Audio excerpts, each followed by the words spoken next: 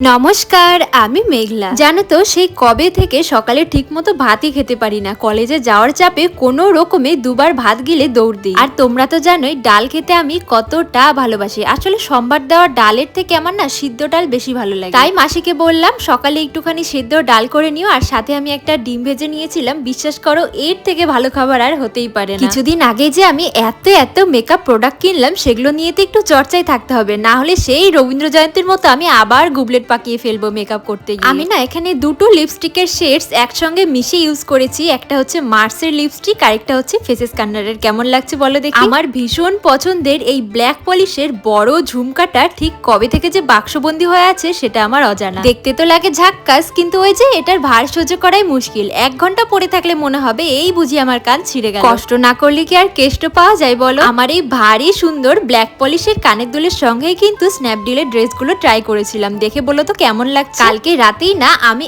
1 glass জলে 1 চামচ মতো জিরে ভিজিয়ে রেখেছি। কালকে রাতে একটা ভিডিও সার্চ করছিলাম যে কি করে স্কিনটা গ্লো করবে। তো একটা ভিডিওতে দেখলাম আগের দিন রাতে 1 গ্লাস জলের মধ্যে 1 চামচ গোটা ধনে ভিজিয়ে রেখে পরের দিন সকালে খালি পেটে খেয়ে নিতে। গোটা ধনে না থাকায় গোটা জিরেই ভিজিয়ে খেয়ে নিয়েছি। তারপরে তো আজকে সকালে রয়েছে আমার ভীষণ কাজের চাপ। মানে কোনটা যে আগে করব আর কোনটা পরে করব এটাই বুঝে উঠতে পারছিলাম না। তারপরে আমি শুরু করলাম আমার অর্ডারের ক্লে জুয়েলারি বানানো থেকে। আজকে সকালে কি করেছি, আগের দিন রাতের ওভারনাইট ওটসটা ফ্রিজ থেকে বার করলাম। তারপরে কলাকে টুকরো টুকরো করে কেটে সেখানে একটু দুধ মিশিয়ে খেয়ে নিয়েছি। সত্যি কথা বলতে ব্রেকফাস্টটা যদি ভালো হয়, সুস্বাদু হয়, তাহলে মনটাই খুশ হয়ে যায়। তো চলো আজকে এখানেই, রাধে রাধে।